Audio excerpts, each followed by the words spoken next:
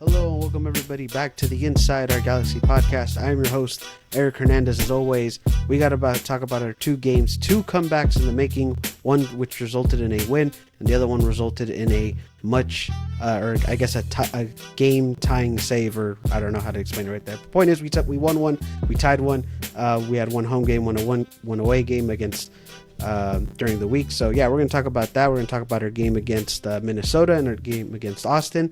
And we're going to talk about that, give our thoughts, our opinions. And of course, we do have a game to preview this week against the Portland Timbers, which will be at home, a must-needed win game. We're going to talk about that, our thoughts going into that game. And there's a lot of things to talk about here today. And we'll just get right into it. With me, as always, is my co-host, LA Galaxy Central. How you doing, man? Yeah, I'm doing pretty good. It's been a very busy week so far, but it's been productive and I'm happy to be here right now. Yeah. Pretty good week. Very interesting week with the games and stuff like that. So, which we're going to dive into. As for me, I'm doing good. As you can see, I got a new chair. I feel plush. I feel comfortable now. For those who don't know, I had a very small wooden chair as my setup. So it was like very uncomfortable. Don't know how I did it for so long, but now I decided to invest in a very good, comfy chair today. So I feel comfortable. I feel good. Decided to go all white for some reason today, but yeah, overall it's a good day. Let's get into our games because we do have quite a bit to talk about that. Let's talk about our first game, a midweek game against Minnesota at home, which resulted in a 4-3 win. The first comeback of the week. You got a Billy Sharp hat trick. You had a Fagundes goal in there. Of course, the first half, very disappointing, very just not good game for the Galaxy at that point in the first half. Minnesota was just completely dominating us, and then the second half we somehow managed to turn it around and get the win, which was very interesting, very exciting. At the end of the day, you salvaged the 3 points at home. And we went into that game saying that anything less than a win was just going to be a massive disappointment, and we get the 3 points in that game. So it was very good in the aspect for the Galaxy that day. But how'd you feel about that game? What were your thoughts about that one? Yeah, super entertaining game. Obviously, I was there. I got to see it all. I think we started out the game very well. Well, no, maybe not very well, but it was kind of even on both sides. I don't think either team really had their foot on the game, and a very important part of that game is we got the first goal. You know how we are when getting the first goal. Usually we're really good, and yeah, that was good. But then, just normal Galaxy defensively been a disaster. Really. That continued. We immediately concede the equalizer. Then we go down 3-1, and it's like at that point you think it's over. Probably they concede right at half, which is probably one of the worst times to concede. And then in the second half they came back. Billy Sharp was incredible, and then when the Diego Fagundes game-winning goal went in, it's just like it needed to happen, and it's great that it did. But yeah, there's still a lot of work to do, and we can talk about that later on. Yeah, obviously there is a lot of work to be done, but yeah, you got to be happy about 3 points. You got to be happy about the resilience the Galaxy put up that game. It is not easy coming down or coming up from a 3-1, I guess, like deficit at that half. And like you said, right when the first half ended, we concede a goal. That's normally for teams, that's just like the killer right there, right? Like that usually just, kind of ends it for the other team. But no, the Galaxy just came back. Billy Sharp, what a performance. Honestly, this was a amazing performance by Billy Sharp. Was the man of the match for sure. Just in general, just a hat trick. And, right now, at that time, he had 6 goals, 6 games. So he still does, but yeah, now he has another an assist because of the Austin game, which we'll talk about later. But still, though, he had 6 goals in 6 games at that point, and again, just amazing performance and all around, just great resilience for the team. Negative part, like you said, yeah, in defensive, for the Galaxies, just wasn't great. Hasn't been great at all season, in which we can kind of talk about that. We were talking about that actually off air, which I guess you can explain that in a bit. But yeah, defensively, we just have not been good. We weren't good in that game. But again, like the resilience, like the fight, and you can't be too mad because we got 3 points about it. We got 3 points in the end. Just really, I honestly when once we got that third goal though, I was already prepared to say the season's over, everything's done, we're done for. Is that how you felt at that point when the third goal happened? For Minnesota, you're saying, or yeah, for Minnesota when they scored third. Yeah, honestly, yes, I was because if we lost that game, that would have been really bad. If we would have gave a team that's kind of close to you 3 points, and we can talk about that with Austin too, where it's like we saved ourselves from not giving our opponent 3 points, and we kind of needed to at least stay close to them. And but yeah, when that third goal went in, I was just like, what a complete disaster. I thought maybe like El Trafico kind of broke them. It's like they were gonna fall apart, but yeah, they really just they got it together at halftime, man. It's not something you want to rely on. You don't want to rely on being in these positions, which we can talk about later, like we said with a lot of things. But Yeah. yeah, I mean, coming back from that way, I mean, you have to feel good about it, and we have to try to take these games. And with the rest of the season, with all our home games, we really have to try to win all of those. Yeah, I mean, honestly, like I already had my memes prepared. I already had my sad posts prepared. Once the third goal went in for Minnesota, like I was basically done. And normally, I'm the optimistic one. I'm like the guy who says, you know what, like we can get something going. But at that point, it was like, no, like yeah, you're right. Like I felt like the Galaxy were broken, and that was probably the end of it. That was their season. And yeah, I mean, honestly, a man named Billy Sharp decided to help us in that game, and overall, like the offense just stepped up there in that part for us. And yeah, I mean, honestly, yeah, you're right. Like, I don't want to be in these positions where we have to, come back. But still, though, can't be too mad about it, I guess. But it's just like we've got to find a way to get get this team going like right away. And I guess the Galaxy did get it going right away because we scored first. But at the same time, we got to keep the game close and not rely on these situations. But 3 points, 3 points. You got to be happy about that. Um, you have any other points, or do you want to talk about players right now? I mean, just being at the game though, I don't think you were at the game, were you? You said you No, might have gone. I did not go last minute. Last minute, I didn't go. I had nobody to go with, and I kind of regret just not going Yeah, fair anyways. enough. Yeah, I was at the game though. It was super fun. Like when we saw that comeback in the second half, I mean, the entire crowd, like maybe the attendance wasn't the best, but still, like with the people around you, everyone was super into it. And when the Diego Fagundes goal went in, it's just like I don't know how to describe it. It was just crazy, really. We I all mean, wanted to honestly, see that. It was great. yeah, I mean, honestly, just whether you're at the game or at home, like once you saw that fourth goal in, you're just like the amount of excitement that just, I was at home and like the amount of excitement that I had was just, it really was something. So, yeah, I mean, honestly, comebacks are fun in that aspect of, like once you like actually make the comeback, it's just like your emotions are like up high and everything. Your emotions are all over the place and you're just like, what the hell just happened? And yeah, I mean, it was honestly really crazy for that aspect of it. But yeah, I mean, honestly, I guess we can talk a little bit about the players if you want to move on into that. But let's talk about the defense first. So you had, I forget who you had in there. You had Bond in there. You had, I think you had Leardom starting. Did you have Cuevas starting? I forgot. It was already been a week. Leardom. Okay, so you had Leardom as your right back. You had Raheem Edwards as your left back, and then your center backs was Yoshida and Mavinga. So yeah, that was the defense setup for that game. Yeah, well, I mean, what are your thoughts about it? I mean, we did get 3 goals scored on us, but what are your thoughts on the defense?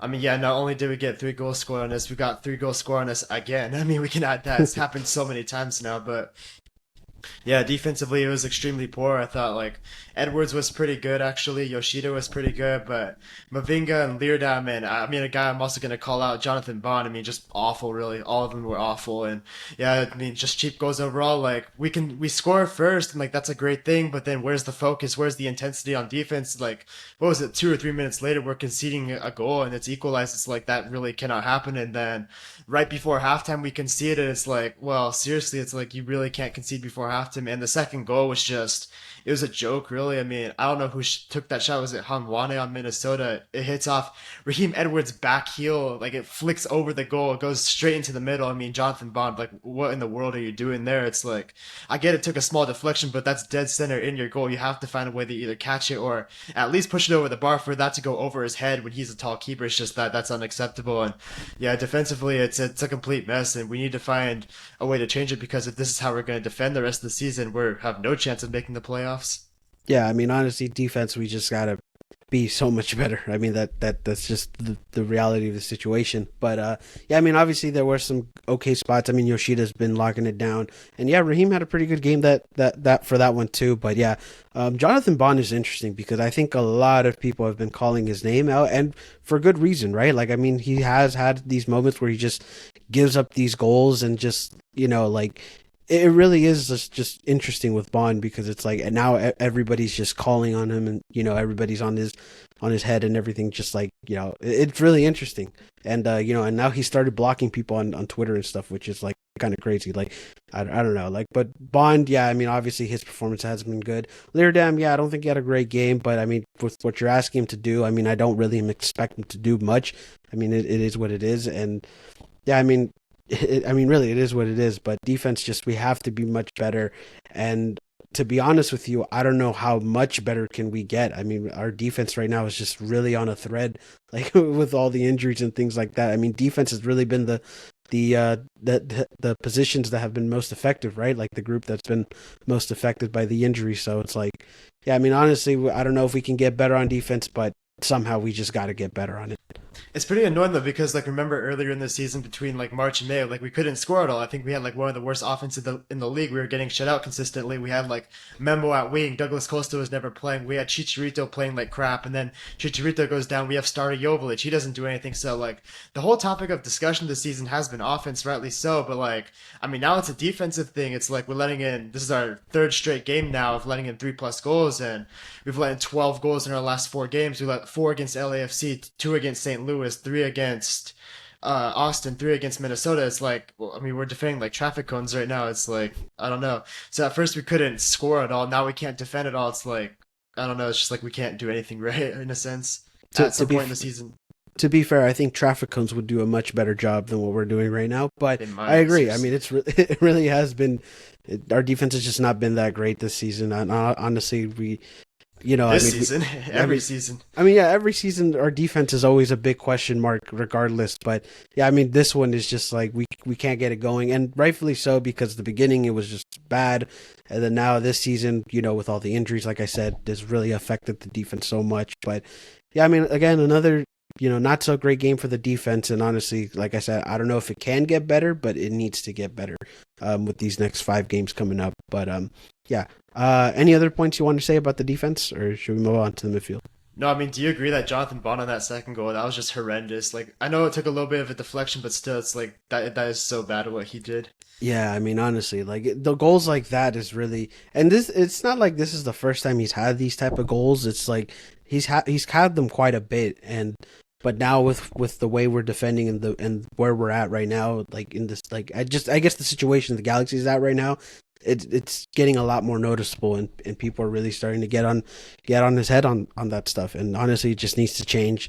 And I don't know. I mean, Bond needs to do a little bit better. I mean, I guess you could say early on in the season he had injuries. Maybe the shoulder's still affecting him a little bit, but still, regardless, it's like that's not a shoulder thing. That's like a positioning and goalkeeping just issue. So I don't know. Not a turf thing either. It happened on grass. Yeah, it happened on grass too. So it's nothing to I don't know. I mean, Jonathan Bond just needs to clean it up. Hopefully he can. But yeah, I mean, honestly, that second goal was just it was bad. It was terrible. But yeah, let's move on into the midfield. You had Ricky Puig in there. You had Mark Delgado, and you had Uri Roussel, if I remember correctly. I mean, this was a week ago, so I really don't remember. But Seriously, yes. yeah, so I believe that was the starting lineup. I could look into it in a bit, but yeah, I mean the midfield. That was your midfield for that game. How'd you feel about the midfield? What were your thoughts about it? Yeah, honestly, like to be honest, I really don't remember how they did. Really, I remember Ricky Puig, like he was a little bit hobbled, and we're gonna talk about that later too, how he was hobbled. But Ricky Puig looked a little bit slow. I think Delgado looked all right, and Uri Rosell. I think it's time to take Uri Rosell out and make Edwin Cedillo the permanent starter. Like, don't get me wrong, I like what Uri Rosell did. I think when we've called upon him, he's done some really good things, and he's really stepped up for us. But I feel like now it's kind of time for a change where Uri Rosell is starting to, fall off a little bit, not exactly doing great. And I remember what I do remember from that game is he had that one pass that led, I think, it was to the third goal, I believe, or something like that, where he tried to pass it to Delgado and the pass was behind him and it didn't get to him. And that led to the third goal. So I feel like it's time for a change with Uri Rosell. But yeah, I think it's time for Cedillo to come back in the midfield. I don't think did great, but to be completely honest, I don't remember. Actually, Cerrillo did start in this game. He I just did? looked up. Yeah, he did.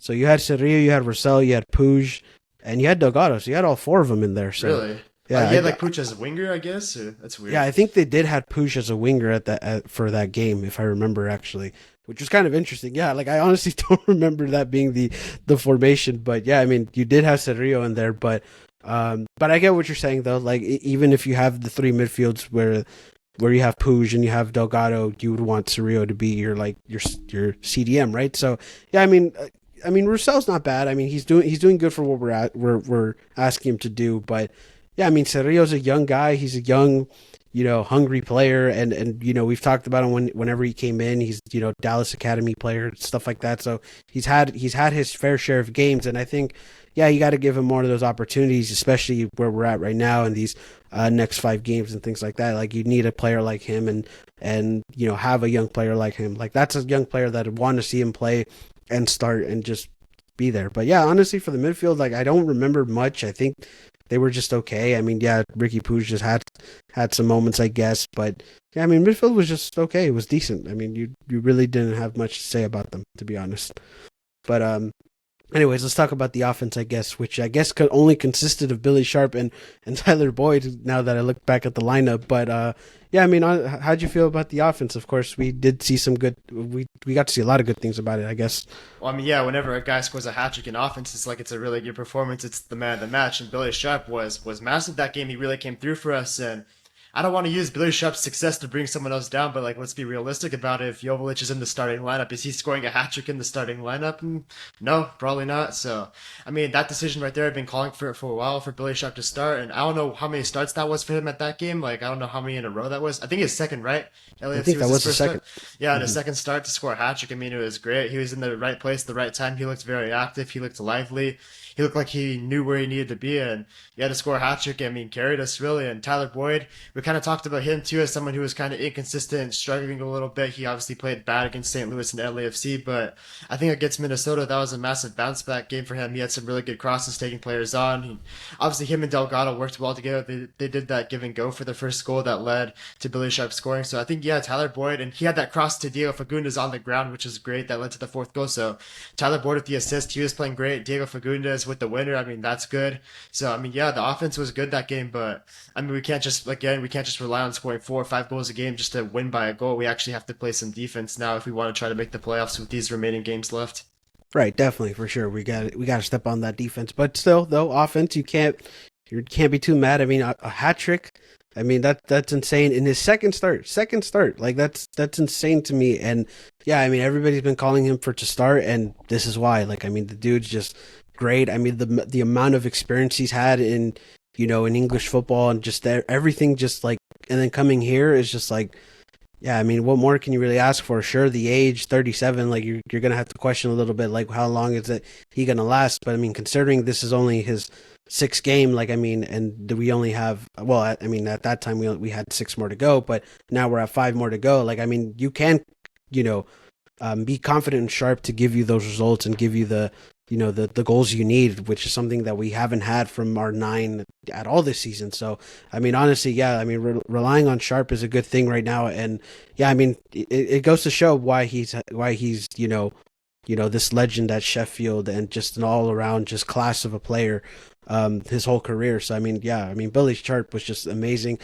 Diego Fagundes, another player that I think we should be giving him more love. I mean, this guy has been, ever since he stepped on, we were talking about like which Diego Fagundes are we getting? Is this going to be the guy who was a very key player to Austin at least the past couple of the seasons and things like that? And he's really stepped up. I mean, he's had that goal, he's had assists, he's been contributing to the offense. Diego Fagundes has been great. Like I mean, honestly, I don't think he's worth the money and what we traded for and things like that. Like I really think Diego Fagundes needs this a little more love. Like I think he's really been this guy who stepped up for the team. And yeah, you're right, Tyler Boyd. He ended up getting an assist in a bounce back game as well. But yeah, I mean, offense, you can't be too mad about it as well. Yeah, I mean, look, with our DPs down, Chicharito down for the whole year, Douglas Costa yet again dealing with injuries, you're going to have to rely on these guys to step up. And we'll talk about it in the Austin game too, how guys stepped up. But like, we need guys like Fagundes, Tyler Boyd, Michael Barrios, Jonathan Perez to step up for this team. And it's like, that's what you need when these DP players are out. That's what it's going to take. And Diego Fagundes definitely that game stepped up and he scored that winning goal for us, which was massive. I mean, the difference between 1 point and 3 points was very significant that game. And I'm glad he was able to do that. Yeah, I mean, honestly, like I said, he deserves the love. I definitely think people need to, and I think people are giving him his credit, but I think, like since he's got here, he's really been that player, and I think he's really been worth what we got him for, at least for right now. But yeah, I mean, Diego Fagundes definitely deserves his credit. Um, Subs, I mean, of course, Diego Fagundes was a sub, but any points on the subs or any opinions on them, and how'd you felt about that game?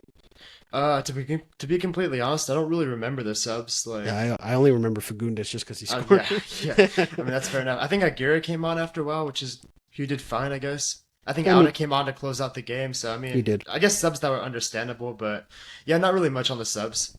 Yeah. All right. Fair enough. But yeah, I mean, overall, the game one comeback that we just talked about. I mean, it resulted in 3 points, which is a good thing. Um, but yeah, I mean, honestly, like, which we'll talk about the next game right now against Austin. But you know, I mean, it's honestly hard to believe that we did that, and it's hard to believe that we did it twice in one week, although one resulted in a tie. But yeah, any other points you want to talk about the Minnesota game before we move on? I mean, yeah, two things. One, like just being there, I already said it, but it was just super fun to be there. Like, even though it's not the cleanest of games, it's not what you want to see. You'd obviously like to see the Galaxy dominate. These entertaining back and forth games are still super fun to be at, and just from a fan perspective, like it's just super fun. Like, you like to see these after a while. It's a game we're probably gonna remember the rest of the season, so that was good. And Billy Sharp's hat trick was legit, man. Like seriously, like it was a poacher's hat trick. He was always in the right place at the right time for every goal, and he just knew where to be, and that's his understanding of the game. Like that's the reason he's the all-time leading scorer in the championship. Like he has this level of understanding, this level of intelligence that's above everybody else. And yeah, it was a legit hat trick, and I'm really happy for him, and I hope he can continue to score the rest of the season. Yeah, obviously, we want Billy Sharp to be, this guy, right? At least for the rest of the season, he's gonna have to be the guy. He's gonna be the guy who's gonna have to step up and hopefully make this push that we're hoping for. But yeah, I mean, honestly, he's been amazing ever since he came to the Galaxy. So yeah, I mean, Billy Sharp's just awesome. But anyways, let's talk about Austin because this was an interesting game. Again, we said another comeback. This one resulted in a tie, 3-3, end of the game. But this was interesting in the fact of we didn't know this game was going to be played. There were some weather delays in Austin. We didn't know what was going to happen. And honestly, I'm glad that it didn't get postponed or rescheduled because reschedule a game at this point in the season is just going to be hectic for either side. So yeah, I mean, I'm glad they didn't reschedule it, but they did have to play at like 11:30 p.m. on a Sunday night. But yeah, I mean, it was interesting in those aspects of the whole weather delay and things like that.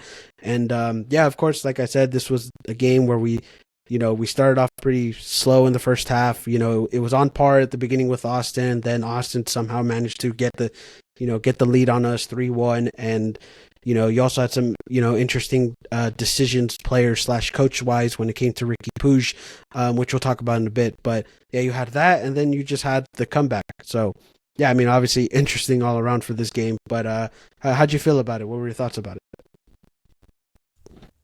Yeah, it was really a crazy night, right? I mean, like until 1 minute before the game was supposed to kick off, like the game was supposed to kick off at 6:55. I mean, I wasn't on my phone, so at 6:54, I was standing in front of my TV just waiting to start. Like, but then I hear on the broadcast like, oh, unfortunately, there's a weather delay. I'm like, damn it, because that means like the game is like postponed at least like 30 or 40 minutes. So that was unfortunate. I had, like all of us, I had no idea how long it was going to be, what the weather was like there. I wasn't there, so I wasn't going to know. But yeah, like you, I was hoping the game would happen because rescheduling a game at this point in the season would not be good at all. It's like we really needed to play that game. And going to this game, I think all of us this week won 6 out of 6 points. But considering all the circumstances it had, the delay, the lead we found ourselves in, that just I don't know, it's kind of just a crazy night in general. I think you have to take the point from that game, and but you take the point from that game, being happy with it that you didn't give three to Austin, so we didn't go 4 points behind Austin. But you also take the point from that game, knowing that this weekend at home against a very tough Portland team, that we have to win it.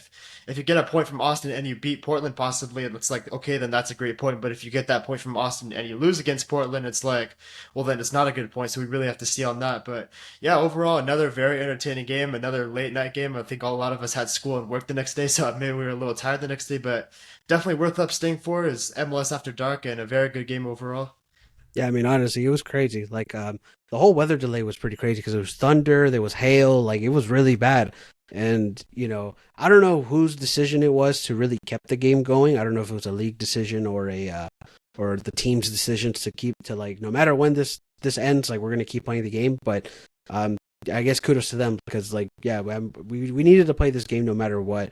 But it's just interesting going into that game for the players. Like, where's their mindset at? Like, because a 3 hour delay is long. Like, I mean, that's a game in general. Like, you can watch a whole game within that time and still have an hour left over. So it's like it's interesting how the players' mindset goes into that game and just like how that affected them. Like, it's pretty crazy. But yeah, I mean, still though, like I mean, with that game, like we just were again, same thing with Minnesota. We weren't good in the first half. We were really getting dominated just in general by Austin, and you know, it just is what it was. And then yeah, like in the second half, and not even just the second half, literally the last 10 minutes in stoppage time, we somehow managed to come back and get steal the point. And you're right, like this is something that you shouldn't be too mad about. Sure, what was 6 out of 6 in 1 week would have been fine. Yeah, but I mean, you got to take the point with all the circumstances, and going up to Austin is never easy in general. So it's like I'm not mad about the point. Sure, the positive is that you don't let Austin take the whole 3 points, but the negative now is that you got to really step it up within the next game and just from here going on out. So yeah. Yes, I really felt like in this Austin game, like compared to the Minnesota game, like I actually thought, like I don't think you agreed, but I think in the Minnesota game in the first half until we could see that equalizer, we were pretty good. It's not like we were that bad. I wouldn't say Minnesota was dominating us, but in this first half against Austin, I really feel like they were dominating us. Like I just feel like we just weren't all there. It's like maybe Austin just had more intensity knowing they were at home and they really needed to win this game as well. So I just felt like Austin had that step above us, which I did not see in Minnesota. But yeah, in the first half against Austin, it's like they were really dominating us for sure. Yeah, I mean, definitely. I mean that they just knew what was at stake. I mean, I mean, both teams knew what was at stake, but Austin just knew it. Like at first, they wanted it more. Like they just really were this dominant team, and they just wanted to get the 3 points, and that would have been a killer for us. Like that really would have just been terrible, and another step closer for us to being eliminated, right? So it's like yeah, I mean, it really just is interesting. Like just the amount of emotions with the comeback and just everything that just went on is it's crazy. Like you really you can't comprehend it sometimes. You're like, did that really just happen? But it's just like, yeah, Yeah, I mean, look, for this game, this is Austin's like, we must win the game, kind of their high intensity game. They have to go all out for it. And the fact that we spoiled that, and not only did we take 2 points from Austin, we got a point ourselves. So for the teams that lost this weekend, we got 1 point closer to them. And for Austin, they were only 1 point above us. So instead of being 4 points behind Austin, we are just still 1 point behind them because we didn't give them those extra points. So it's really good. I mean, it's a great point to get. I don't think that math makes sense, though, like what I just said. No, like I said, we were 4 points behind Austin. If Austin won, they would have been further. Wait, we were 1 point.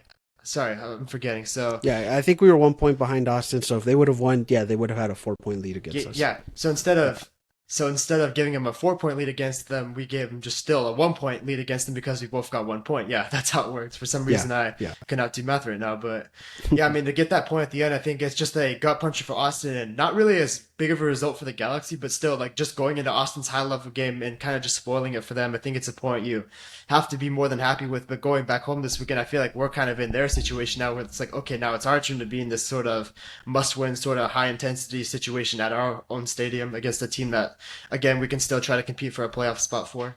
Yeah, I mean, honestly, the point keeps you alive, right? Like any point, no matter what, a point's going to keep you alive. And honestly, like you just have to be alive in these sort of situations.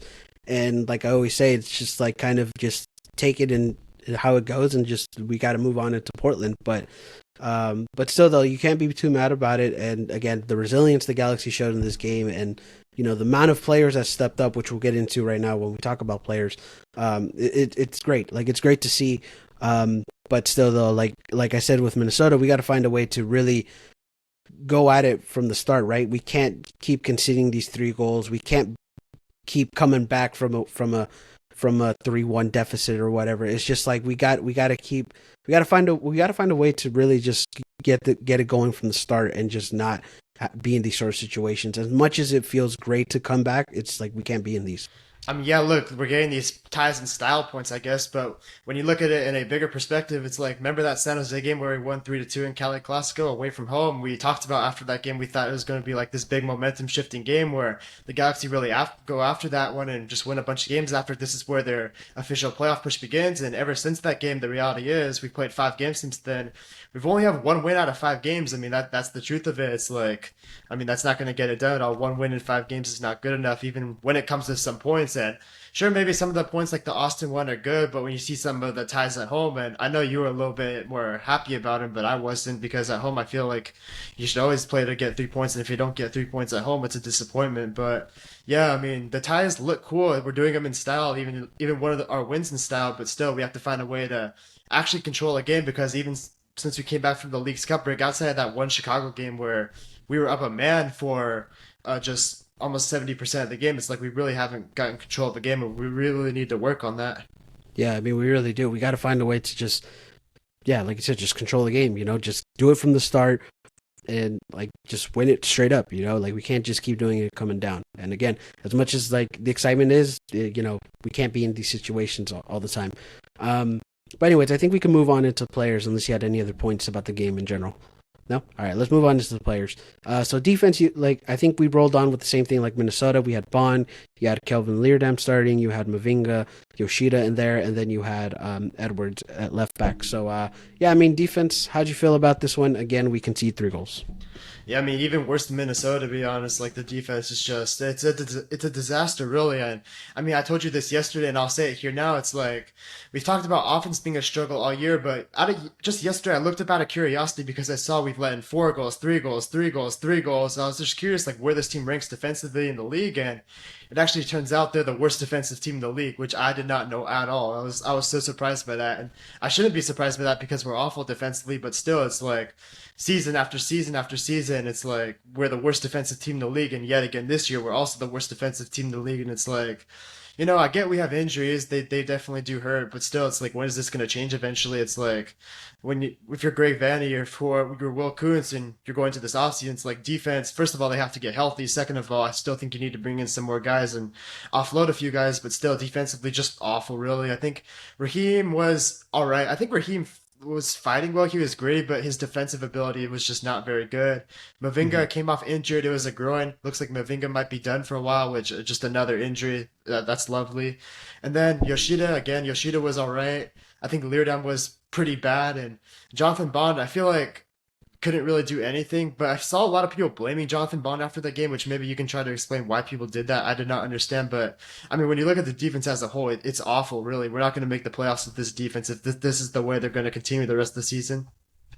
And not only just not make the playoffs with the defense, even if we make the playoffs, you still need a good defense. Like, I mean, honestly, the saying goes, defense wins championships. They win you games, especially in playoff scenarios. That a good defense is always going to keep you in a game.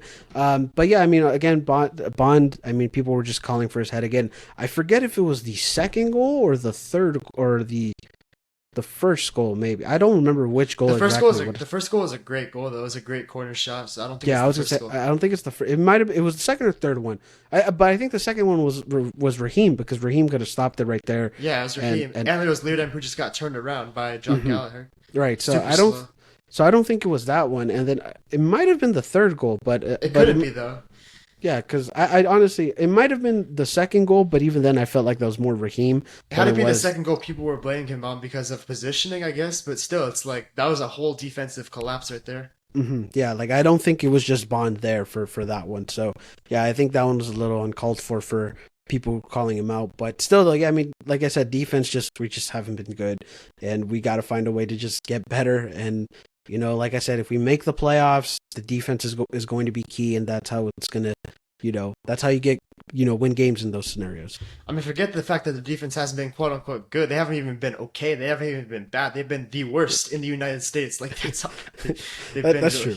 Well, not in the United States, more just Major League Soccer. Well, yeah, an American top flight. Because if they're the worst in like USL or like MLS Next Pro or whatever, it's like then yeah, that's an issue. But in MLS wise, yeah, we are the worst defense. And I know you said that you were surprised about that. I really was not surprised about that because it made sense. Because I mean, okay, beginning of look, the guys, can I okay, speak? yeah, go ahead. Yeah, I said I was surprised by that because like the whole talk this season has been about the offense. It's been about Jovic. It's been about Judd. It's been about Memo. It's been about Costa's injuries. It's been about the wingers. It's been about us getting shut out. There's been no talk about the defense this year. Nobody has mentioned that we've been this horrible defensive team, that we're last in the league in defense and most allowed in goals conceded. And it's like I feel like the entire talk, even on here, has been about offense. Like you didn't expect to pull up the goals against and see that the Galaxy were last. I think we might be the only team to concede 50 goals this year. Can I check real quick? You can speak. I'll check real quick and I'll get back to you.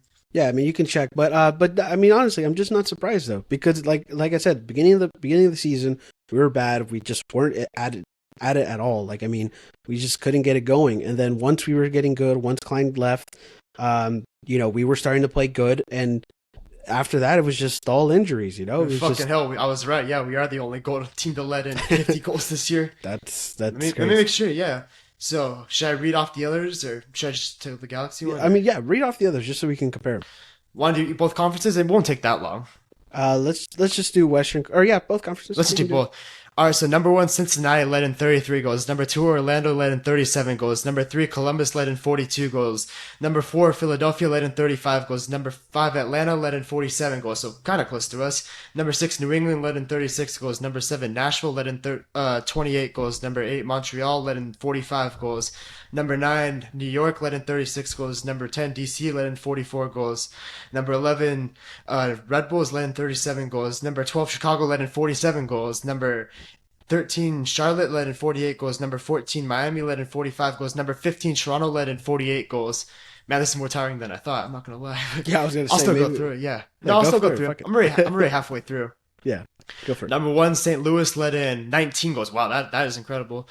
Wait, no, sorry. They led in 39 goals. Sorry, I looked at the goal difference. Number one, St. Louis led in 39 goals. Number two, LAFC led in 34 goals. Number three, Seattle led in 31 goals. Number four, Houston led in 35 goals. Number five, Real Salt Lake led in 45 goals. Number six, Portland led in 48 goals, and they've got hammered some games, and we play them next. Number seven, Vancouver led in 3 goals. Number eight, San Jose led in 40 goals. Number 9, FC Dallas led in 33 goals. Number 10, Sporting Kansas City led in 44 goals. Number 11, Minnesota led in 40 goals. Number 12, Austin led in 49 goals. And then you have number 13, Galaxy led in 51 goals. Oh my God. And then number 14, Colorado led in 45 goals. So we're the only team in the league to let in 50 plus goals. And it's honestly like, maybe it's a little close, but we've let in 4 or 5 more goals than even like the second worst defense in the league. It really is shocking how bad it is. Yeah, I mean that's pretty bad. It's pretty bad. I mean, there was only like 2, 3 teams that were close to us. There was some yeah. high 40s there, but like we're the only one with 50. Yeah, And I don't like, think it's gonna get better either. Really, it's like our defense isn't getting healthier this year. Yeah, that's the thing though. What I was gonna say, it's like I don't know if this defense can really get better. But, anyways, like I was saying though, but it's just like I'm not surprised about it with again like the beginning and right now with all the injuries and just everything that's happened. It's like our defense is hanging on by a thread at this point. And you even said it's not even on a thread. It's like it's probably even worse than that. So it's like It's off I the don't cliff know. right now. Yeah, it's basically it's falling, if anything. But still though, it's like I don't know if this defense can get better. It's got to get better somehow. But yeah, I mean, I'm not surprised by that stat whatsoever, being the worst defense in the league. It really isn't surprising. Doesn't it feel like though the entire talk this season, even on this podcast around the Galaxy community, has been about the offense though? Maybe it's just because we're usually a pretty good offensive team, so maybe we have higher expectations on offense. But still, it just feels like we haven't really mentioned the defense this year at all. Anybody really? Yeah, it is kind of interesting though. I mean, I don't know because I think I mean MLS in general, I feel like is always a very high offensive league in general. Like, not saying that they don't focus on defense or they don't care about defense, but I just think that like a lot of people really invest in the offense, and I think we sort of do the same thing with us too. It's like we kind of just invest in our offense and try to see how our offense does, because as much as it's important to like not let goals in, it's also important that we try to fucking score as well. So it's like, I don't know. It's like, it really is depending on how you look at it too. It's like, are you a person who's just more into like, how many goals do we score, or how many goals do we not conceive? It's like, I guess that's more of like on the preference, right? It's like, how do you look at it? Yeah, I mean, look, like to start the season, we were getting shut out a lot. We were not scoring at all. It was very hard to score, obviously. At least now we're a middle of the pack offense. I think we're actually a little bit above middle of the pack. We're like a slightly above average offense right now, and that's helped when you have Barrios, Perez, Boyd, Fagundes, Sharp now. Just all these guys stepping up. Ricky Puig obviously has done his thing all year, so it's good to see like at least our offense has stepped up a little bit. It's gone at least a bit above league, above average, but still our defense has just so much work to do, and it's just hard, man, because like every year since like 2017, since Jelle Van Dam left the back line, it's been a disaster really, and it's like.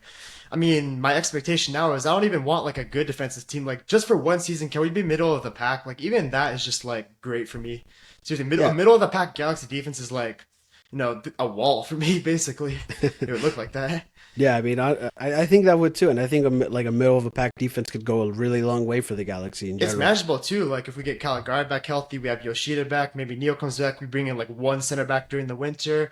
Maybe out and Edwards step up. Bond becomes a little better. It's like it's doable, isn't it? It's like I feel like we're closer to that step than we were like with Rolf, Siani, Skelvik. But still, it's like right now. I mean, they're injured right now, but still, it's like it's not going well right now. Yeah, I get what you're saying. Like, I definitely think we're heading in the right direction. I just think with the circumstances we're at right now, it's just there's a reason why our defense is bad.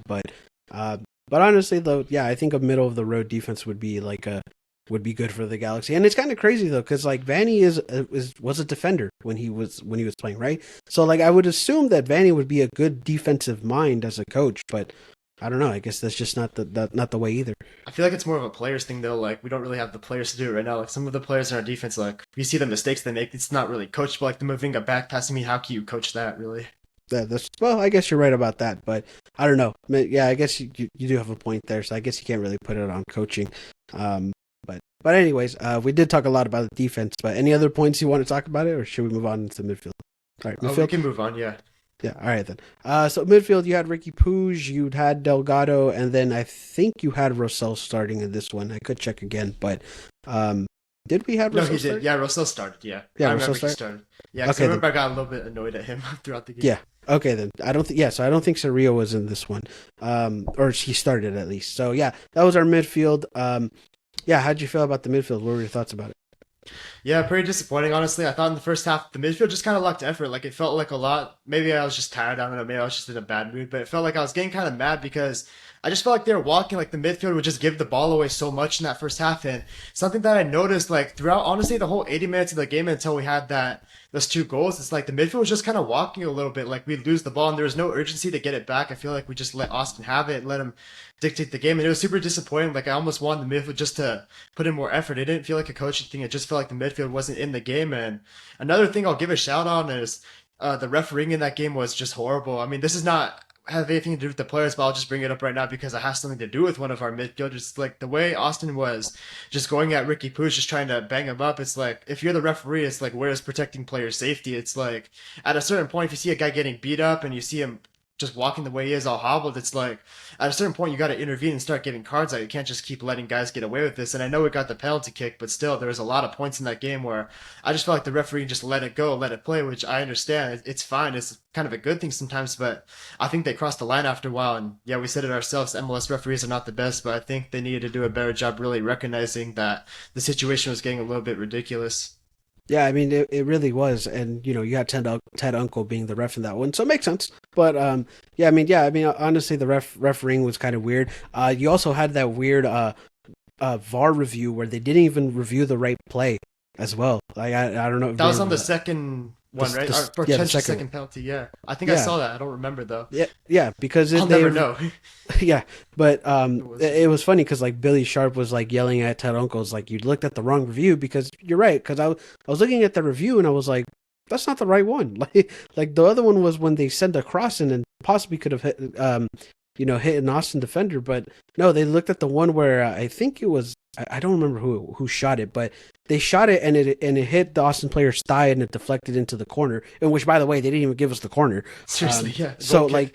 like literally, it was just like it was like yeah, refereeing was pretty bad that day, and I do have a question for the whole Ricky Push thing, which we'll get into, but yeah, I mean honestly, midfield, yeah, I think they didn't play that great, and like we said, Austin just dominated that game and really dominated the midfield too. So it's like I don't know. It just really wasn't good for them. Yeah, so I have 2 points about the game. So one, if you're Austin, like, don't you have to be like so frustrated at that result though? Because for 80 minutes you were on the Galaxy's ass. Like you were so much better than them. You were outworking them. You were just doing everything better than them. You had the 3-1 lead at home. I know it was late, but you should be able to close the game out. And the fact that Austin let in 2 goals, just kind of, sort of bang bang out of nowhere, just for the Galaxy to smash and grab a point, that has to be super frustrating from their perspective, right? I mean, we would be super frustrated. Oh, definitely 100%. Which another thing I wanted to point out, and maybe this could be like a good question, but um, I felt like for both Minnesota and Austin, I felt like they took the foot off the gas in my opinion. Like I I felt was like going to mention that. You know what? I was actually going to mention that in our I Portland felt preview. like You'll hear that. yeah, I felt like like going back to the Minnesota. I felt like they put their foot off the gas because they like after the first half they took off Reynoso.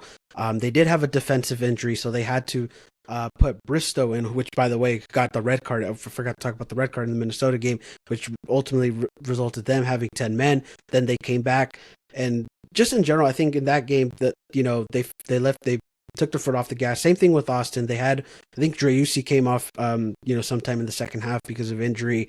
And just in general, I feel like the mindset was like they kind of felt like they had this in the bag. And also once Ricky Puig left, like I felt like they were like, all right, we got this. Like their best players off the field, there's no way they're gonna win this or tie this up. So I felt like as well, like both the opponents like just let it go.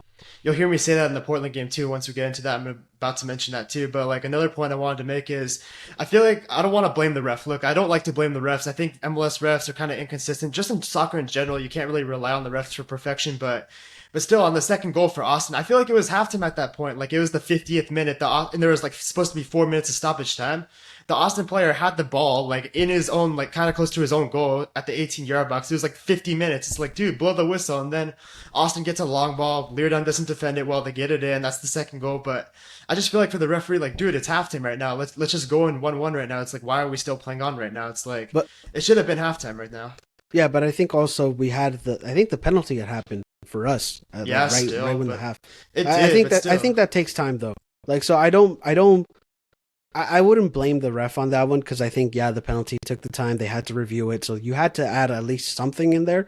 Uh, which I guess yeah, it is frustrating that we had to play a little longer in the stoppage time, but it's not like I don't blame the ref that they had to play it a little longer. If you get what I mean. I mean, yeah, don't blame the ref. Obviously, that was terrible defending from the Galaxy, and I'll mention that in a minute, like how they need to Mhm. be better at that point. But still, it's like I just feel like they should have blown the halftime whistle at that point. Like, okay, we're a minute past, but maybe the penalty took like a minute to review. It's like, okay, let's go into halftime right now. They have the ball kind of close to their goal. Perfect time to blow halftime. Instead, no, they let them go the whole attack, and it just felt like in that situation, it's like it's halftime right now. It's like we could have gone in 1-1, but ultimately we didn't. That's our own fault. But I just feel like it should have been halftime. Yeah, I mean, I guess yeah, like I can see why. But even then, like I would probably blame it more on the defense, just not just for them to like let it go through like that. So it's like they have to play it till the whistle blows, So like that's how you have to play it. So but still though, yeah, I mean defensively we weren't there. We Yeah, two really more weren't. things though. It's like, do you know like the four worst times to concede in football that anyone will tell you? Right when the game starts, and this is what the Galaxy have done in a lot of games. Right when the game starts, right after you score, right at halftime, and right when the game is about to end. So let's take a look at it. During St. Louis. Okay, so we can see 2 minutes in the game in St. Louis. Okay, that's one. After Minnesota, we score. Okay, that's another one. And then right before halftime, not once but twice. So 4 times we conceded in the last 3 games, or 4 games, I should say, when we is the worst time possible to concede. It's like, why does this keep happening? How do we make this not happen anymore? Because seriously, like right before halftime twice, right after we score, right when the game starts, it's like the four worst times to concede a football we're conceding there. The only time we haven't conceded yet, at least, is when the game's about to end. But still, it's like as a team, we need to come together and eliminate these mistakes because these are just simple things that we're not doing right. Yeah, I mean obviously it's always been the simple mistakes, the little mistakes that always kill the Galaxy at like in a lot of instances. So I mean we got to find a way to eliminate those. I don't know when we're gonna do it, but it feels like we just keep doing them. So it's like I don't know if we're ever gonna fix those little mistakes. You know what? I totally forgot. We were talking about the midfield, and we kind of just went off on some other stuff. But I mean, yeah, midfield. Of course, it wasn't Well, I mean, that it was great. related though with the referee Ricky Yeah, Puig, yeah, who's a yeah. midfielder. So. Which I was going to lead into Ricky Puig, which was a very big topic of conversation right now because Ricky Puig did get hurt in that game. Played basically up to like I think like the 70th minute or like a little longer than that. Um, a lot of people did not like the decision of that he stayed in the game that long basically playing injured. A lot of people said you should have taken him out as soon as you could, and yeah, I mean there was this whole debate about it. I mean, I think that the whole the I guess the Galaxy community just are in agreement right now, saying like, like they should have just taken him out. Like Greg Vanney should have pulled the trigger, take him out as early as he could. But I mean, what were your thoughts about that?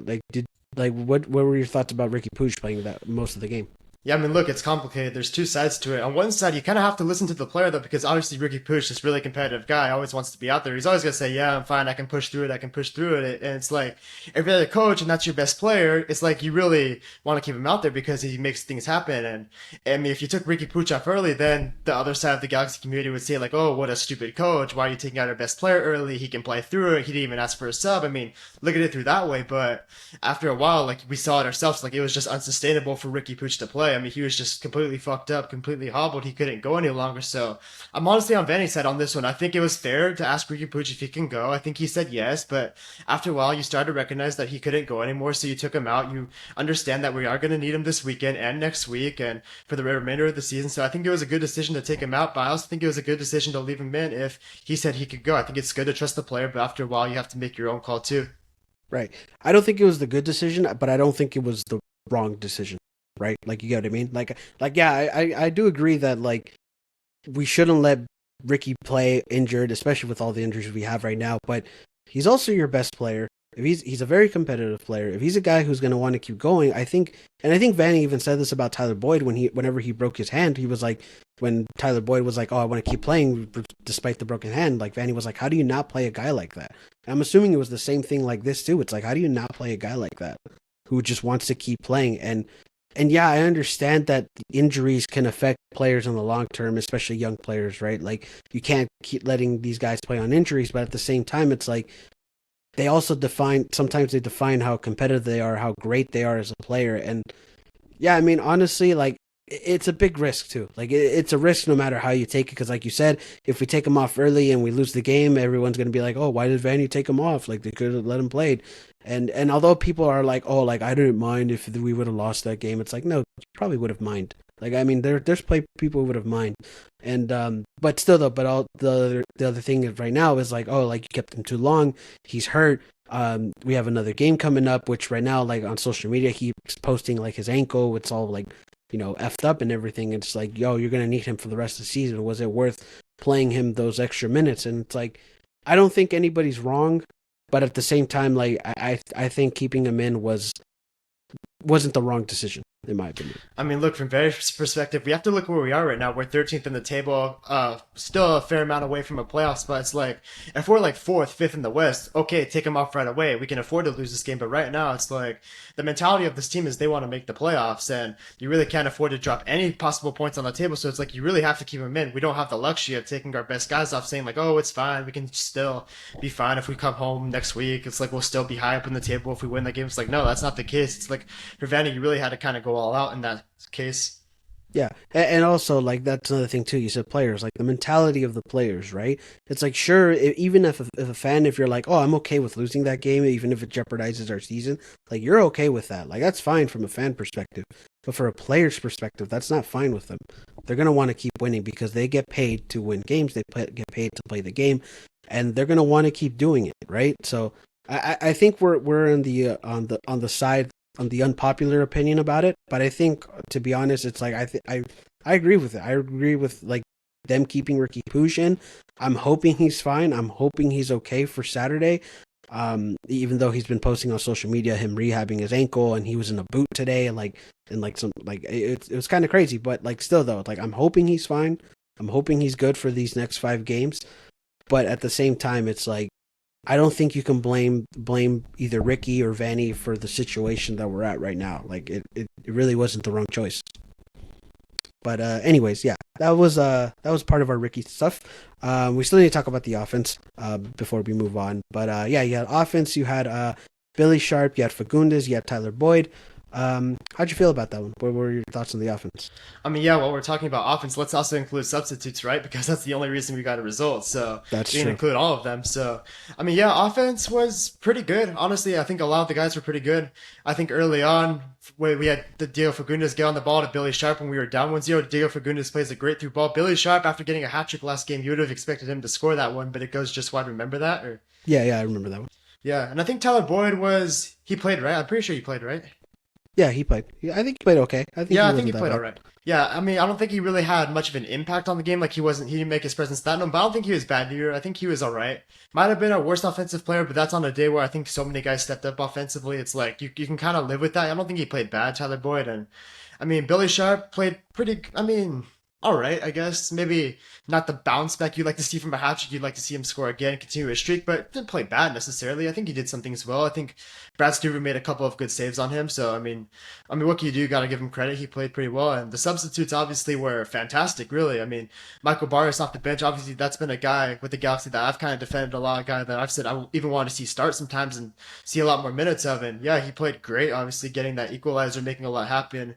The only thing I didn't like that Barrios did was that one he didn't make a pass to Billy Sharp. Instead, he took a weird shot, like a weird Hmm. angle that had no chance of going in. But other than that, I think Barrios was great. Another guy we can highlight is Jonathan Perez coming in off the bench, and we've seen him in little stints with the Galaxy, just at little moments, like if it's the Leagues Cup or if it's like one substitute appearance, like just within a game, or in this case it was this game. Like he showed really good potential, and it's a guy I would like to see more. And yeah, and Joveljic off the bench, I mean, finally scores a goal and from open play. It's great. I think that's actually Joveljic's first open play goal since May. Really, I mean, it's been forever for him. So I'm happy Joveljic got his scoring back. And we always talked about it, like in the formation, like with two strikers, Joveljic has always been so much better. And yeah, we even saw that too. Why he's better with two strikers, because of Billy Sharp. He crossed the ball to him, and Joveljic does a really good header in. And it's like we need to play to our players' strength, and Joveljic plays good in two strikers and coming off the bench. So for at least the remainder of the season, that's what we have to do with him. And yeah, overall offense, I think it was a great day, better than Minnesota, but defensively, yeah, like we talked about, it's still an issue, which is that's why we're not winning games. It's not the offense right now. Yeah, I mean, obviously, I will say this. I think starters for the offense was okay. Like, I think Billy Sharp got an assist as well. Like I said, Tyler Boyd played okay. Fagundes did okay for what I guess the game was, but the subs were really the difference maker, right? And all offensive subs, right? Like, I mean, Johnny Perez gets the assist to Michael Barrios. Michael Barrios scores. You had Dejan scoring, which by the way looked as comfortable as I've seen all season. Like, I think this was a game where he looked like Dejan. He was getting in good spots. He got the goal in open play, like you said, and I think he looked more like himself than what we've seen from him. And I think he could have gotten a goal earlier than the one that he got that day. But Brad Stuber was just a wall that fucking game. So, but still though, it's like Dejan looked comfortable. Perez stepped up. Barrio stepped up. Like, that's something Pretty that you funny. need. Okay, one point. Sorry. Pretty Go funny. ahead. We're saying the goalkeeper is a wall when they both let in 3 goals. It's like Well, it's kind of no, I funny. mean, for the most part, I mean, Stuber was a wall the entire He was game good. Yeah, he until made some that good point. Like, I saves. think he really was. Like, he was. If it would have been 3-1, I think it would have been Stuber, like the man of the match. Like, he really was on fire that game. But still, though, like when it came to our players and our subs, they were really the difference maker. And yeah, I mean, I've always been a big fan of Johnny Perez. Like, I've always said we got to give this guy minutes, like somehow. And yeah, I mean, honestly, like you just saw that game. Like, he put in his all. He's a guy who's gonna give you his all, and you got to keep that guy in, or you got to find a way to get that guy some minutes. But yeah, I mean, Johnny Perez is a great player. I mean, look, yeah, like we talked about before, like wild cards on the Galaxy. Like I talked about it last episode. Like we need our wild cards, like Tyler Boyd, Diego Fagundes. Now it's Jonathan Perez, Michael Barrios. Like these guys aren't DP players necessarily, and the DPS is a whole separate issue itself. But these are guys that can come in, maybe sometimes play really well, maybe sometimes not have as big of an impact. But when they're really on their game and on their day, you have like these 4 guys who can try out, and they're very good guys to have around because they can make things happen. And like we saw this time, like okay, last game it was Tyler Boyd and Diego Fagundes. They came up massive for us last game. This game it was Michael Barrios and Jonathan Perez. Both came up massive for us this game to save us a point. It's like it's really good that we have like all these like really good attacking players that maybe aren't like DP level players, but still can produce, can be productive, can We can trust them. They know the system well. And yeah, for next season, if we can get better DP players, I think this team could be stacked offensively. But yeah, it always comes down to the DP players because the DP players, like we said, are the guys that we need to be consistent, need to be like Ricky Pooch every game. Very good. We expect like very good performances all the time, not these sort of like inconsistently kind of good guys, sort of. But yeah, I'm really liking what I'm seeing from these sort of other level players. And hopefully this offseason we can bring in some new DPs that can help out these guys. Yeah, I mean, honestly, like, those guys are good. Like, I really think I really enjoyed what I saw from them that game. And Marco Barrios, I mean, let's talk about like how he scored another fucking header. The guy is 5'4" and scored a header. Like, I mean, how do you make that happen? Like, I mean, we talked about it because he did that to us like last year or 2 seasons ago, but like he did it for us now, and it's I don't know, it's kind of funny to see because like I'm like his same height, like I'm not that tall, but like it's just funny seeing like the short guy like score a header like that. It's like short kings are thriving right now. I mean, yeah, we both laughed at it in 2021 when he did that against us, but still, like, you really gotta credit Jonathan Perez on that one because he really made that play happen out of nothing. Jonathan Perez is just in the corner. He works on the Austin defender and gets in a great cross with his right foot, which isn't even his dominant foot. So the fact that Jonathan Perez can use both of his feet apparently is great. He's going to be a great offensive player if he's 2-footed. And that was a great cross to Michael Barrios. It's a great cross when a 5'4" guy can get on the end of a header, right? I mean, Yeah, seriously, I mean, it was great. It was a great combination play between two of them. And yeah, it really helps the Galaxy that we have now two even more guys who can help us offensively try to change the game, try to bring a different dynamic to it. And yeah, hopefully for the remainder of this season and even next season and the season after that, and no matter how long they're here, they can continue to make this really big impact for us. yeah, definitely for sure. I'd want to see more from those guys, for sure. But yeah, I mean, honestly, the subs just were great, and the difference maker for the game. All right, but answer this though. Does it make you kind of happy though that we have like all these guys like Tyler Boyd, Diego Fagundes, Jonathan Perez, Michael Barrios? Like, who knows? There might be even more guys. Maybe Gino Vivi could do something eventually. We have Cedillo, who's really good too. He's a great part of this team. Isn't it kind of good? We have like all these guys on really good, fair contracts that can really just step up for this team and really provide moments for us and get us results. Really, even if we don't have the DP players or no, like, just imagine. Maybe I'm being too optimistic with this team right now, but imagine this offseason with Will Kuntz. We bring in like 2, 3 really good DPs, depending on what the limit is. Like, okay, you have 3 like really good DPs, and you have like all these 4 or 5 guys who can really contribute. It's like we can be looking at a much, much better season next year, and it's good that these guys are really showing that they're capable right now. Oh yeah, I mean, obviously, it creates depth. It creates You want to be a and some deep team for sure. yeah, and something that I don't think the Galaxy has been good at either. We haven't had good depth, and yeah, I mean, obviously, it's kind of too soon to talk about next season, because we still got a lot. I guess we still got some big things to happen this season, possibly. But still, though, if you look at next season, like I think there's a good potential for this team that it could just be a completely different team, right? So, yeah, I mean, I agree with you on that aspect. It's like, I mean, these guys create depth, and I guess I don't want to say positive thing, but I guess the good thing about having some of these guys injured is that you're getting guys like Johnny Perez minutes. You're getting guys like, I guess Michael Barrios some minutes. Like guys who, like, even if we had everybody healthy, it's like I don't think these guys would have had much minutes. But you're giving these guys chances. You're giving these guys opportunities, and for them to build up their playing time and then hopefully be a difference maker next season or whenever it may be. But yeah, I mean, I agree. Like it just creates some good depth. Yeah, it's kind of exciting though. Like, think about we get Brugman back next year. Edwin Cedillo is our backup CDM. Isn't that just like super good though? Or like Michael Barrios and Diego Fagundes are our backup wingers. If we get like, let's say Tyler Boyd resigns and he said he wants to get a DP winger, like that's exciting depth though, isn't it? It's like your backups are like really good MLS players, and that's what you really want to see. And I'm excited about that.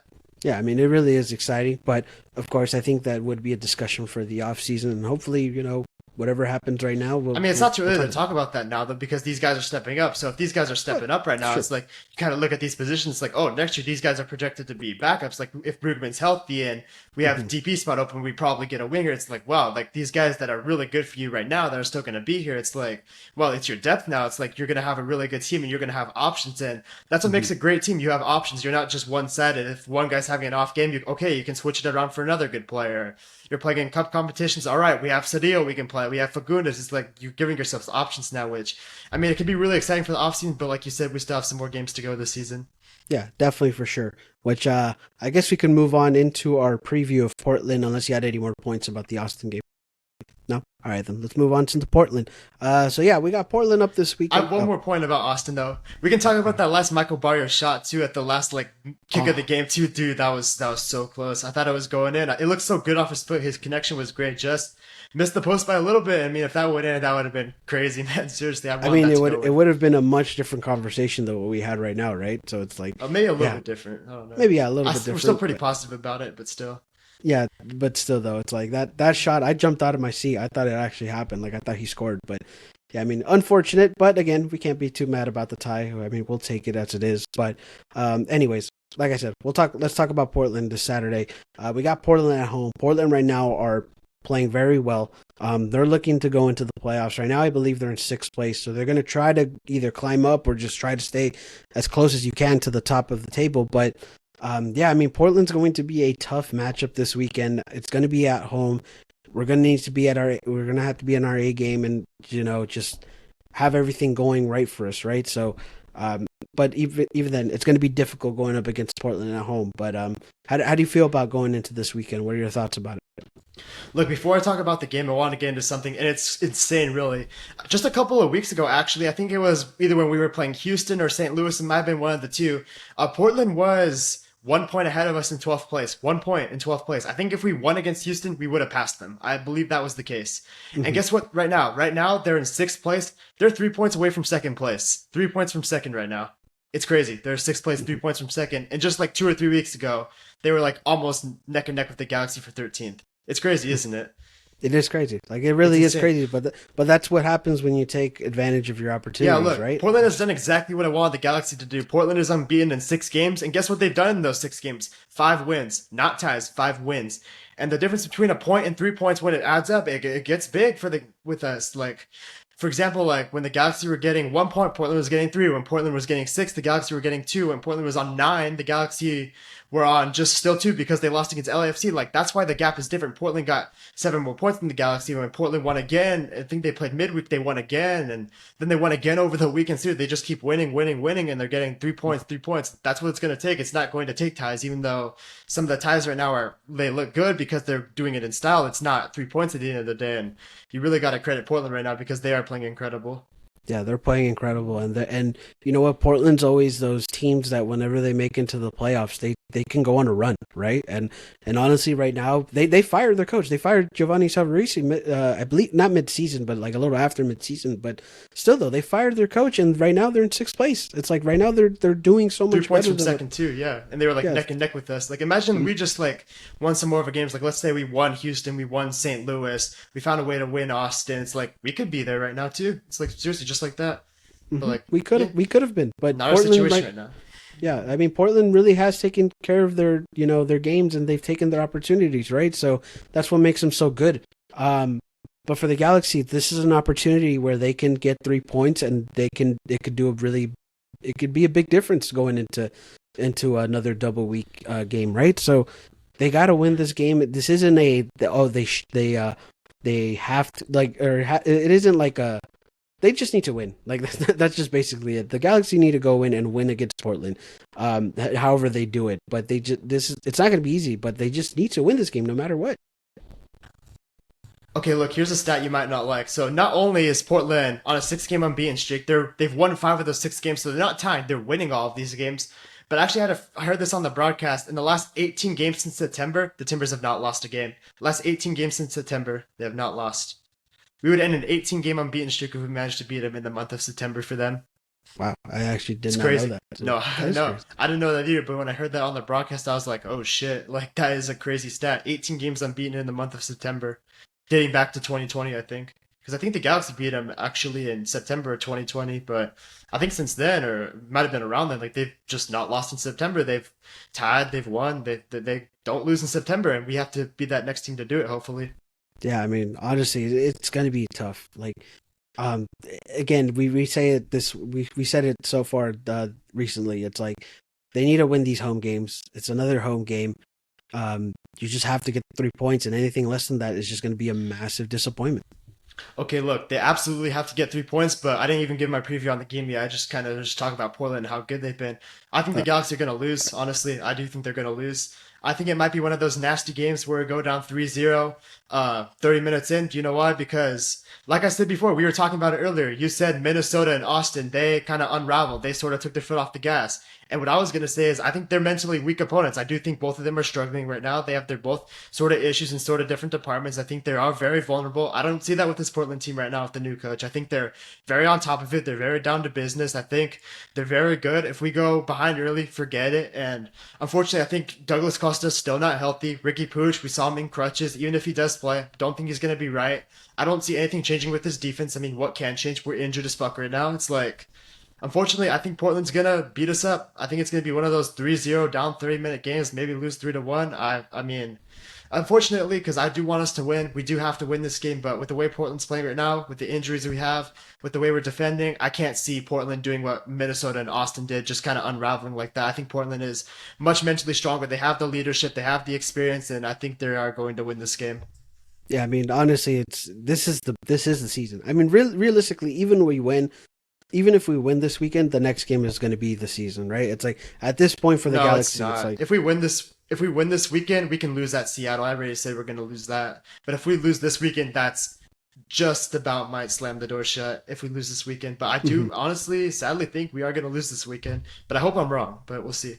I mean, it all just depends, right? I mean, Ricky Pooch, is he going to be healthy? I don't think he'll be 100%, but if he plays, I mean, despite it all, I think a 70% Ricky Pooch or 80% Ricky Pooch is still your best player on the team. So it's like if he's able to play, I mean that's going to be a deciding factor. Is Douglas Costa going to be back? We haven't heard anything. Which, by the way, I think they usually do media like availability on Thursdays. Right now we're recording on Wednesday, so whenever this comes out, maybe that information is already out. But regardless, if Ricky Pooch plays, if Douglas Costa plays, I think that's going to be a big factor of how this Galaxy team are going to go in. And honestly, like I know we talked about the defense, they need to step up, but I don't know if they can step up. So you have to rely on your offense. Like this offense is going to have to score goals. Like I mean, they just have to score goals. I mean, look, yeah, the offense obviously is going to have to be massive because right now we have to be an offensive team. But for midfield, the midfield also has to be massive this game. Like, okay, defensively, we suck. We know that. We have injuries. We don't have the players for it. But midfield, this game has to be massive. One thing I would say about Portland is Diego Chara is out injured this game. Diego Chara is that heart and soul of the Portland midfield. He's always on top of things. He's always breaking things up. He's not going to play this weekend, so if Ricky Pooch does play this weekend, if Douglas Costa does play this weekend, they have to go at that midfield without Diego Chara. It has to be a battle that the Galaxy win in midfield. And offense, yeah, obviously they have to take their chances. They have to score because, I mean, defensively, what are we seeing right now? What makes me think we're going to play good again defensively? It's hard to really say we will. So, yeah, offense and midfield, we have to win that battle. But it's going to be an extremely uphill battle for sure. They're a very tough team, Portland, right now. Yeah, I mean, honestly, like this, I don't like that we're just the offensive team, but that's how we are right now. And honestly, like that's going to be the key. Like how good is this offense? And you're right, midfield too. Like we have to control that midfield and just have control of the game. Like we need to find a way to, like I said, go like in the beginning, just like find a way to just stay on it right from the start. Like we can't be down 3-1 at the half. We can't be down 3-0 at the half. It's like we need to find a way to score goals, stay within it closely. Despite this being a tough challenge, it's just they need to do that. That's how it's going to happen. That's what they need to do in order to stay in this game. Yeah, I mean, back to my other point, like I said a few episodes ago, what the hell happened to Tony Alfaro? Like, where is this guy? Like, I don't know. what happened, dude? He got benched. He got benched forever for playing a good Leagues Cup, never to be seen again. Seriously, Don't know, to be honest. I don't know. And you know what? Mavinga's out, is injured. I don't know what's going to happen with him. So who knows? I think he's who done we the have rest at of the center back. season. To be honest, like there's only like a month left of the season, and when he's kind of on the older side, picking up a groin injury, I don't think we're seeing him again this year. But that's not really a season-ending injury because it happened like a month left. So Yeah, it's like at the end of the season. So it's like a season-ending really injury on decision day. Imagine that. Yeah, it's like that'd be that'd be crazy. But still though, like yeah, I mean, we got to find a way to just keep it in close with Portland. But it's gonna be a tough battle because they're a really good team. They really are. They're playing really well right now too, but probably a change I would make, and I know I've said this the last couple of weeks, probably what I'm going to say, but I mean, I'd probably take out Edwards and try to go with Julian Alder with a more defensive mind. It's just funny because I say I want him to start every week and usually doesn't, but I'd probably go a little bit more defensively at the left back position. Like Edwards, I'll give him so much credit. Like during that Austin game, he was fighting, he was working. Honestly, I'd say he's the reason that team stayed in the game. Like he was seriously fighting. He was great. I mean, his determination was great. I just don't think he's much of a defensive player, really. I think he's like 60% offense, 40% defense. I think this game we need a much more natural left back. I think when you see the way we're leaking goals, you got to say to Raheem, like, sorry, Raheem, you're doing a great job. Has nothing to do with you. It just has to do with kind of the tactics of the way we want to play. And with Caligari out right now, it's like we need some defender out on the field. With Neil out right now, we need a little bit of more defensive minded on the field. It's like you're going to come into the game, you're going to help offensively. You're doing great things right now. You're still going to be a big part of this team. But this game, I think we have to go a little bit more defensive with a more natural left back this game. But I say that every week and it never happens. So Yeah, you say that every week, but I don't know if it's going to happen anytime soon. I mean, if Vandy does it, hey, you know what? You got what you're asking for. I mean, it's worth a try to make changes in the defense. No, I mean. Yeah, I mean, I guess, yeah. You for could. Alfaro too, right? I mean, I'm gonna start saying Alfaro needs to start too, but it's like, considering he hasn't played like 1 second in the last 7 games, like why would I think he's gonna start? It's like, yeah, it's like, and even then, like, yeah, like even if he does start, are you gonna really be confident with him starting? Like, no, like he hasn't played since Leagues Cup. Well, I mean, you will be confident in the sense that I think he's better than Mavinga and Zavaleta, but you're not going to be confident because of the playing time. Like that's what I'm trying to say. But I mean, it's tough because Leerdam's not very good either. He's super slow, but like he's more of a natural right back. I really don't want to see Cuevas go back in there. It's like that's not what I need to see. Yeah, I mean, I don't know. Defense. I mean, I think the defense is dead. Like, let's just be honest. Like, I don't think there's really much to fix with the defense. Maybe. Oh yeah, one more thing about tweaks. Our defense. Is Klinsmann still our backup keeper? I don't think he is he? Pretty sure he is, unless Mikovic took over as. Yeah, he might have actually. I mean, I never checked that. Really, I should actually. You want to check? I don't really check up on the bench too much. So like, I just see the subs coming out. I'm like, oh, it's like change the game now. It's like, yeah. So, but I don't know. I don't know who our second defender or goalkeeper is. So I don't know. But still though, defense. I'm gonna look up real quick who it was for last game. Real quick. Yeah, go ahead. But like, just final thoughts though. Yeah, I mean, defense. It's just not going to be there. I think offense is just really where it's going to be at. And yeah, I mean, we just got to find a way to score goals because that's just our only positive and our only upside is just the offense. So I think that's just what it's going to come down to. And I think that's why you have to keep Raheem. I know you want Auda in because Raheem is just still more offensive minded. And you're going to need some guy who's going to go up there and help the offense too. So like just as another point. So, but still, though, it's going to be on the offense for me at least. That's going to be how it's going to be played out. Yeah, I mean, so for my point before, yeah, Mikovic is our backup keeper. Klinsmann is not on the bench, which I thought it was because I haven't seen Klinsmann in a while. Which I think he's probably going to leave the club this offseason if he hasn't already left. But yeah, Klinsmann's not on the bench. But honestly, like for the Portland game, I think our midfield's going to be more important than our offenses. Like I think we really have to dominate that midfield without Diego Chara, without what's the other guy, Eric Williamson, U.S. national team. Both of them injured right now. It's like you're really going to have to dominate that midfield almost as much as you're going to have to score goals on offense. Like that midfield kind of has to be sort of our defense in a sense, like get the ball forward, create chances and protect the defense because we all know the defense is kind of made of glass right now. It's like they're just falling apart. So right. I think midfield, this game is massive. The midfield is going to have to be the best part of this game. And we're going to have to be on here next week talking about if we win the game, that how great the midfield was and saying every player was good because it's really going to take that type of effort. Mm-hmm. Right. Yeah. I mean, honestly, I mean, but still though, I think just, I don't know. I mean, so like I said last week's episode, like somebody has to step up, right? And we did see people step up during this week, right? We saw Billy Sharp score the hat trick. You saw our subs in the Austin; those guys step up. Like there's gonna have to be another thing about that too. It's like someone's gonna need to step up in this game in order to keep ourselves alive and hopefully make the playoffs. But I mean, I will say we do have options to step up though. That's the good thing. There is guys that you can look at and say like, oh, they can maybe step up. Maybe not the DP level player, but still like there's other guys that you can hope for something on any given day. Yeah, I mean honestly, like but still though, we have people step up, but somebody still got to step up. But yeah, I mean honestly though, I don't really have anything much left about the Portland game unless you had some other thoughts. No? All right, then. I guess we can close it on out. But yeah, I mean, that's going to be it for the show. Can't thank you guys enough for listening and watching. If you want to follow us on social media, go follow me at Insider Galaxy on, all the platforms. Go follow LA Galaxy Central on Instagram. And yeah, I mean, honestly, this week is going to be do or die. I mean, just like how it's been like these past couple of weeks. But yeah, I mean, hopefully we get a good result this weekend. But anything you want to say to the listeners before we go? No, I mean, Portland's on a 6-game unbeaten streak right now. They're on an 18-game unbeaten streak in the month of September, so we got a tall task at hand, but hopefully we're ready for the challenge. Yeah, hopefully we are. But yeah, and if you guys, can go to the game as well. I'm going to try my best to go to the game this week because I have not been to a game in a fat minute. And this one's going to be a very important one to go to, so I'm going to try to do my best to go there. And also, last point, I think this might be our longest episode. We've kind of recorded like almost an hour and a half, hour 20. So it's like I mean, when there's 13 goals in our last 2 games, it's kind of hard not to record for a while, right? I mean, that's true. But yeah, this has kind of been our longest episode so far. But anyways, but regardless, that's good though. We got to talk a lot of good things. But anyways, yeah, thank you guys for watching. Be a friend, tell a friend about the podcast, whenever you're listening to the podcast. And I hope you all have a great rest of your day, rest of your week. And yeah, let's go. Hopefully everything goes out good for this weekend. But anyways, thank you guys, and Jesus. 7 words.